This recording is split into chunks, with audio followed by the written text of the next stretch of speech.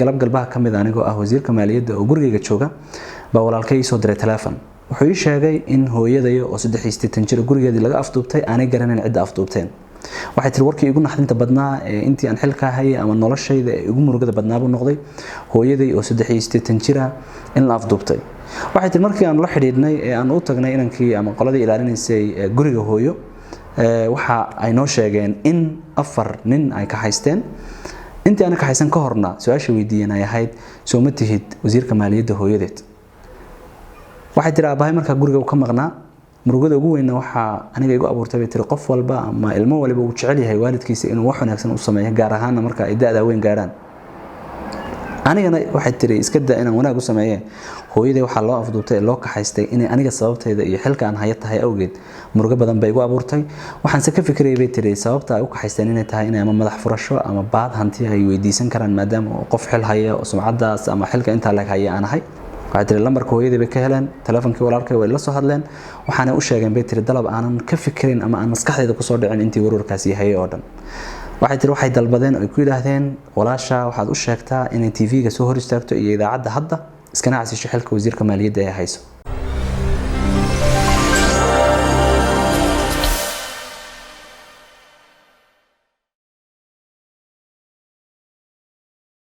بسم الله الرحمن الرحيم السلام عليكم ورحمة الله وبركاته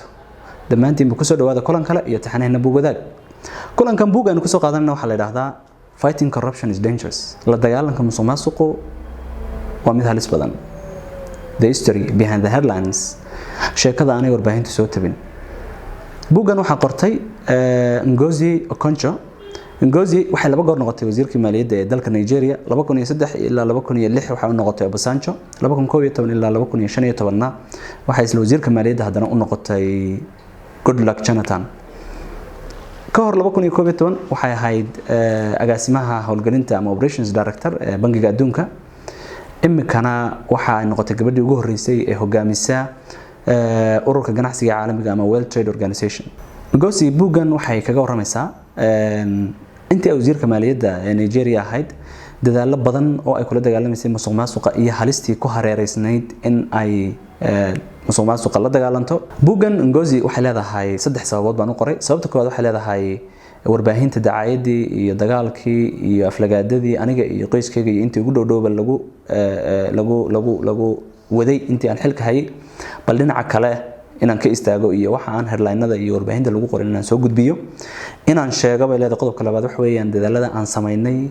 iyo sidii ay noogu shaqeeyeen iyo wixii guul aan ka gaadhnay iyo ugu dambeyn bay leedahay dunida dagaalada lagula jiro musuqmaasuqa inay ugu yaraan noqon karto way aragnimada iyo casharada aan ka baranay inta aan wadnay wax looga faa'iideysan karo oo ay caawin karto bay leedahay dalalka kale adduunka ee la tacaalaya ama la dagaalamaya musuqmaasuqa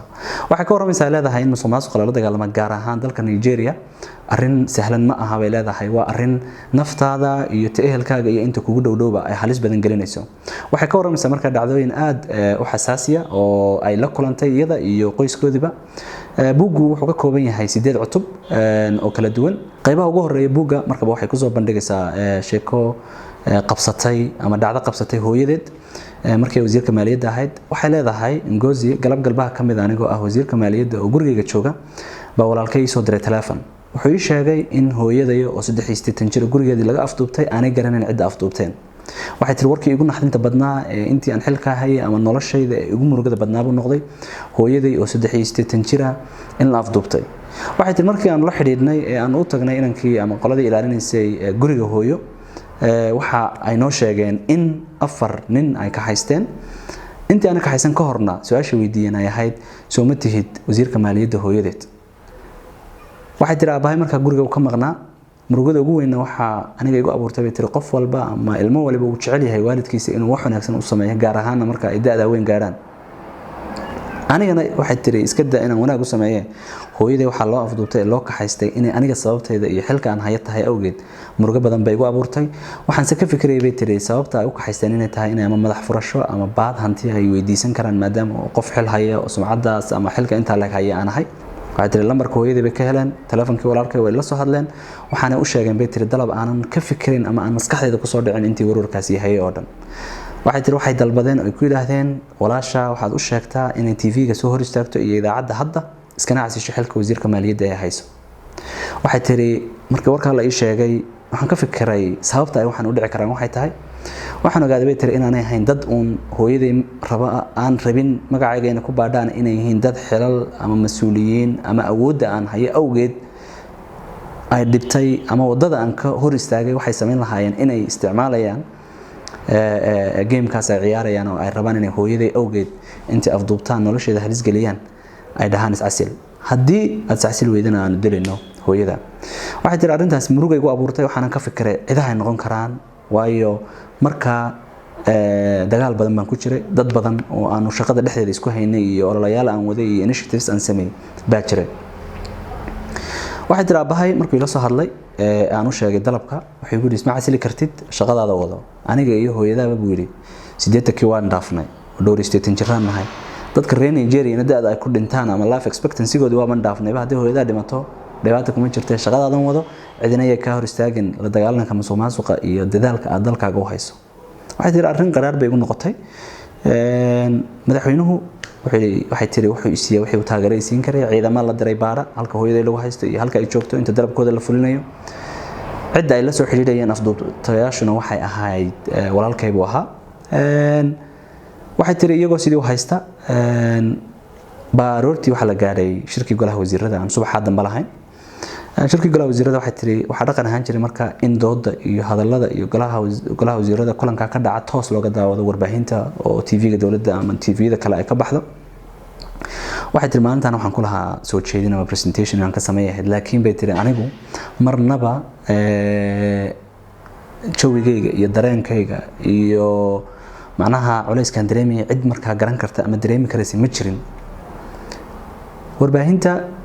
way gashay marka in hooyadii la afduubtay laakiin sababta loo afduubtay marnaba lama garanayn inay tahay inaan iscasilo ila CNN iyo warbaahinta caalamiga ahayd baa warkaasi galay laakiin in la afduubtay mooyaane wax ka dambeeyay lama garanayn waxa tir shirkii golaha wasiiradan tagay anigoo isadkeynaya ku dadaalayna inaan markaa laga dareemin wajiga baqasho maadaama aan ogahay dadkan afduubtay ama dadkii ay u shaqeynayaan in ay daawan doonaan arrintaas waxay tiri dad badan baa igu dhiirigeliyay oo yiri geesinimo iyo waxaad samaysay ku dhac laakiin anigu marnaba ilama ahayn waayo noloshii hooyadeed baa halis ku jirta bay tiri oo culeyskan dareemay iyo stresska iyo warwarka arrintaas igu haysay cid qiyaasi karaysa ma jirto waxay tiri markii aan isxasilaadii sameyn kar weynay markii dambe lacag badan bay walaalkay weydiisteen oo marka malaayiin dollar bay yiraahdeen oo madax furasho ah aan siino hadii kale hooyada waa dhimanaysa wuxuu bilaabay tiri marka walaalkay in uu la macaamilo ama uu la gorgortamo dhaxdo intaas waa badan tahay intaas aan bixino intii wada hadalkaasi socday waxa la amray bay tiri marka inamadii oo mar dambe hooyada ka sheekeynaysa inay dilaan islaanta waxay trafikii u dambeeyay halkeen ku aasna iyo qaabka loo dilay in laga wada hadlay buu ahaa iyagoo arrinta ku foogan oo ku maqan oo ka tageen baa xarkihii iyo meesha ay ku xidhxidheen oo dhir dhexdeeda ahayd bay hooyadeed ku dadaalaysaa marka inay iska furto iska falkiso saasi marka ku soo baxsanaysaa oo ay ku soo badbaadaysaa waxay tiri ilaa hadda oo la joogana arrintaas cidii ka dambeysay iyo wixii loo sameeyay iyo dadkii arrinta ka shaqeeyay ilaa hadda cid baadhay ma jirto bay tiri waxaan ahayn dad awood dawladda kule waxa xiisala markaas sababta loo afduubtay marka dambe ay hooyadeed ku ogaanayso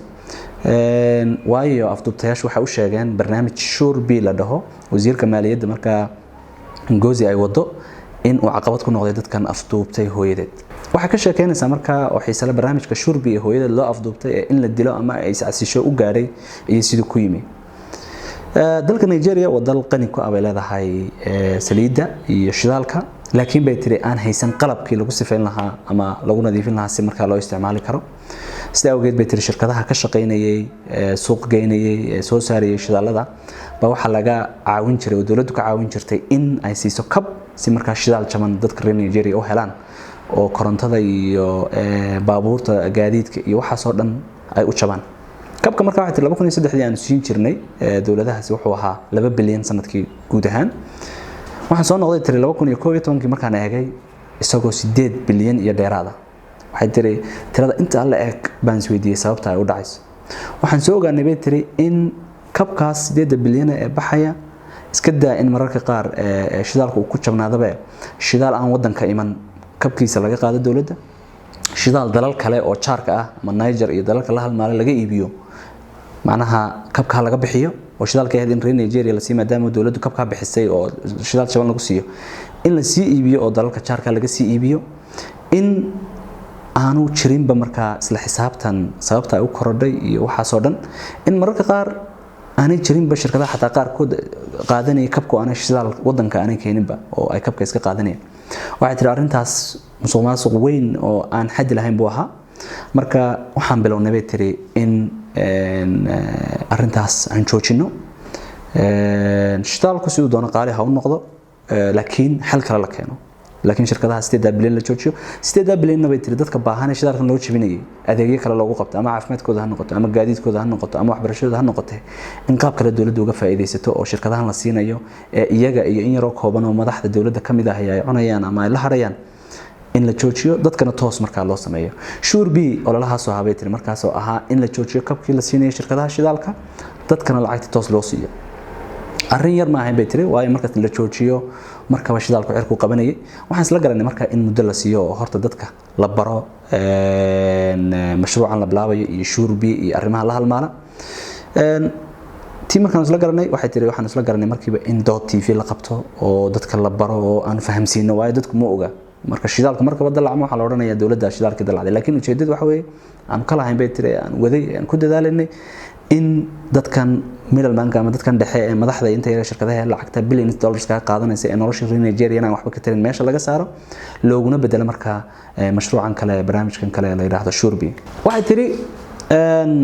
wacyigelinta marka dadka inaan barno oo dadka aan educate gareyno aan isla garanay dooda koowaadna miro dhal fiican bay sameysay waxaana la isla gartay gobolada kale ee Nigeria oo dhan inta la gaaro in dadkii markaas la baro oo la fahamsiiyo iyagoo marka u diyaara in la sameeyo la joojiyo marka subsidiga la siinayo shirkadaha barnaamijkana markaas uu suuq ku hirgalo fasaxii baa la gaaray tir markaan doodii koowaad iyo barnaamijkii koowaad qabanay December waxaan ku noqday tir Mareykanka aniga markaa fasaxa ku jira ba qof aan aad u aaminsanahay oo dadkan isku dhaweynahay la soo hadlay wuxuu igu yiri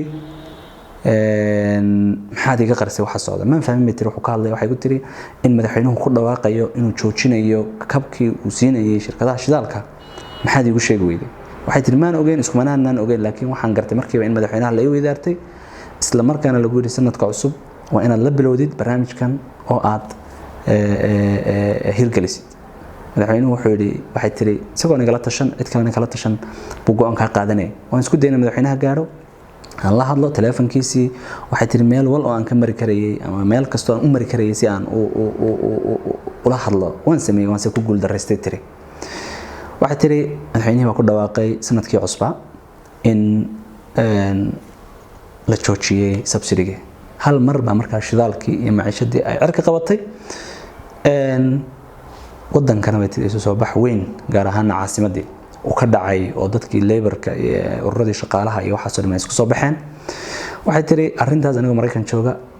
international story bay noqotay sheeko marka warbaahintii dunidu ay qaada dhigto waxay la soo hadashay tiri CNN anigoona weyn go'aanka madaxweynuhu ku qaatay iyadoo waqtigan isla garanay aan qorshe u sameeynay aan la gelin adana waxaan ku khasbanaaday bay tiri inaan difaaco oo aan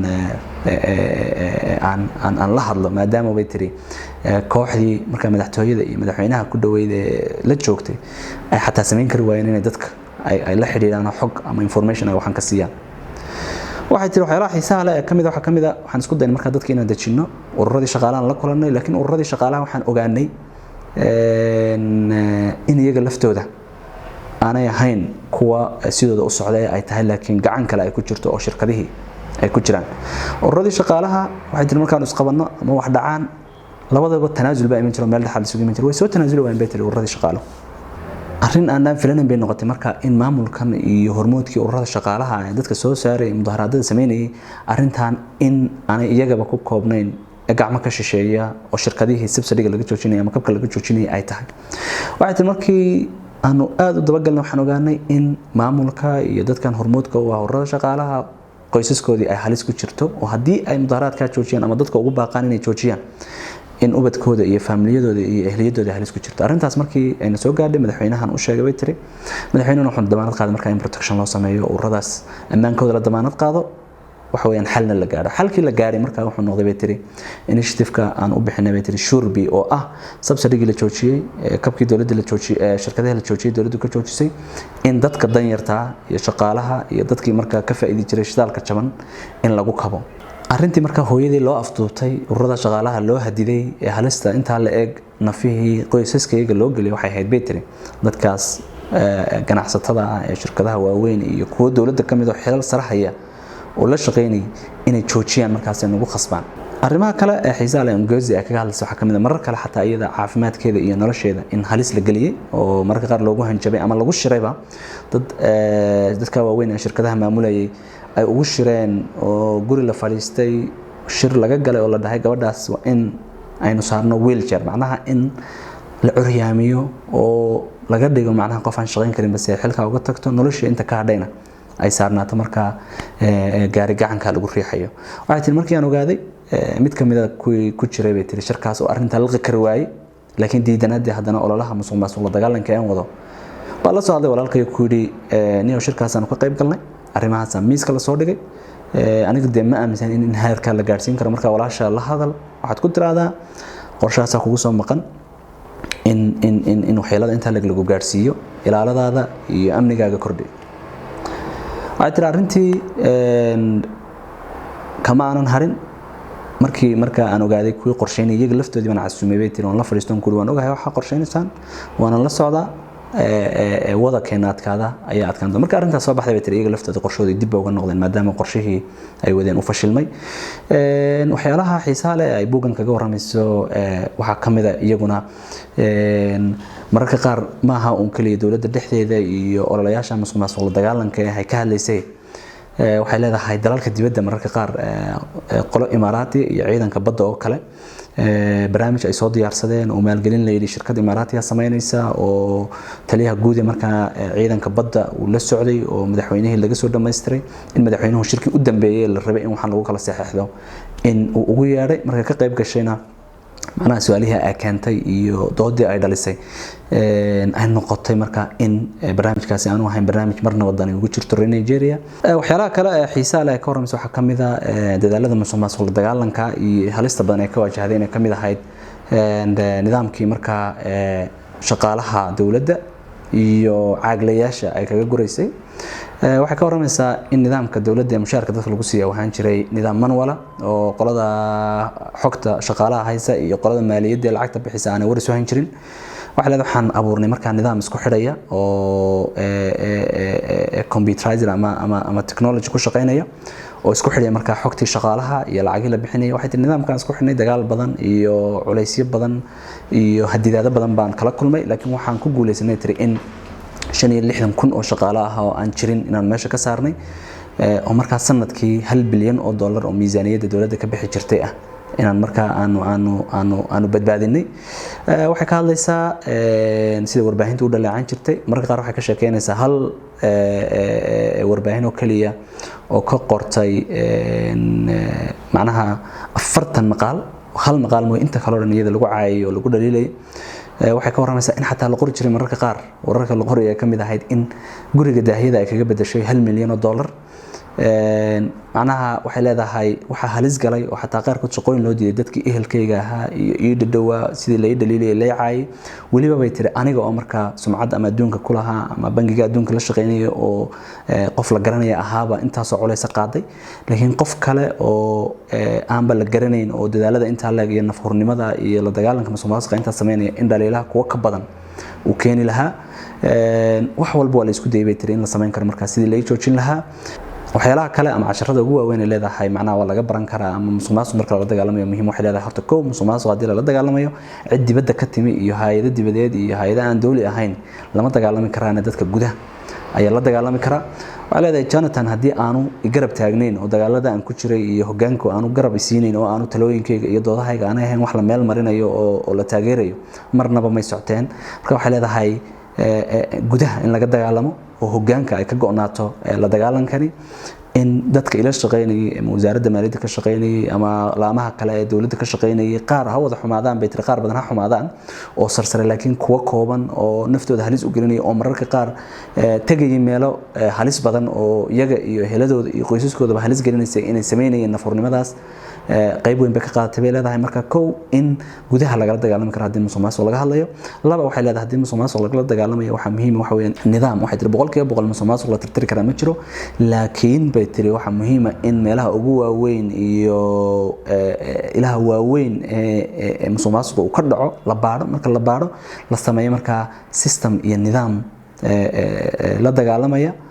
waxa muhiim ah iyaduna communicationka ama la xiriirka dadweynuhu aad u muhiim u yahay marka musuqmaasuq la dagaalamayo waxa tilmaamayaa inaad mar walba in la iska hadlo oo hadallo badan oo xog aad cadawgaaga ama dadka kula dagaalamaya aad tiisa maaha laakiin haddana inaad deeli tirtid xogta aad bixinayso xilliga aad bixinayso dadka sidaad u wacyigelinayso haddii baaritaano dhacaan in dadka lala wadaago warbixinaha baaritaanada haddii cid la xidhay haddii cid maxkamad la soo taagay macnaha in dadweynaha trustkooda aad heshid waxa keenaya bay tiri in xog sugan oo joogto ah oo aad ku challenge garanaysid tiri dadkan kale ee musuqmaasuqa wada ee warbaahinta iyo u adeegsanaya inay qof kasta oo dadaal wada ay ku blackmail gareeyaan in adiga laftaadu bay tiri ama cid kasta oo la dagaalameysa musuqmaasuqa iyaga laftoodu ay dadka la xiriiraan xog siiyaan aad bay muhiim u tahay waxyaalaha kale ee xiisaha leh ay ka waramayso buugga waxa kamid ah bay leedahay musuqmaasuqa waa wax la dagaalami karo wax aan suuragal ahayn maaha laakiin halis badan buu leeyahay cid kasta oo rabta inay la dagaalantaana waa inay noqoto cid halistaas u bareeraysa naftooda nafahooda magacooda sumcaddooda iyo waxay leedahay sharaftooda in ay dhigayaan bay leedahay marka ay dhiganayaan marka haddii ay ku guuleysanayaan iyo haddii kale waxay leedahay maalintii la magacaabay ilaa maalintii u dambeysay waxa la isku dayay in la iga joojiyo oo aanan imanin maadaama la arkay bay tiri qof aan arrimahaas u dulqaadan waxa leedahay markaas waxa ugu weyn ee qofka riixayana waxa weeyaan valueskiisa iyo qiimka uu aaminsan yahay ama sumcadil ha lagu sameeyo ama ha la isku dayo in lagu dilo ama cid ku dhaxal wax yeelay laakiin haddaad aaminsan tahay bay tiri waxa ay ka go'an tahay inaad samaysid inaad u baahan tahay ka go'naansho inaad u baahan tahay inaad aaminsan tahay oo qiim ka tahay inaadan qaadanin marka dhiilalka iyo maxaa la yiraahdaa waxa la isku dayo in lagu soo fidiyo inaadan u nuglaanin oo aan dhageysanin dhaliilaha iyo cayda iyo hadidaada waxay leedahay waana la dhameyn karaa waana la dagaalami karaa musuqmaasuqa halistiisu ha badnaato waa buuga runtii aad u xiiso badan cid kasta oo akhri lahayd ama jeclaan lahayd in akhridana akhri kartana jeclaan lahaa inay akhrido buuga kan ku xiga intaan ku kulmi doonana waxaan idinku dhaafayaa buug wadaag waa adduun wadaag hoyga agabka waxbarashada iyo buugaagta ee Hema Books Hema Books waxaad ka heli kartaa agabka waxbarashada noocyadooda kala gedisan buugaagta dugsiyada barbaarinta hoose dhexe ilaa sare agabka shaybaariyada sayniska iyo guud ahaanba buugaagta akhriska guud oo ku qoran Soomaali Ingiriisi iyo Carabiga soo buuqo Hema Books oo baahi tir maskaxdaada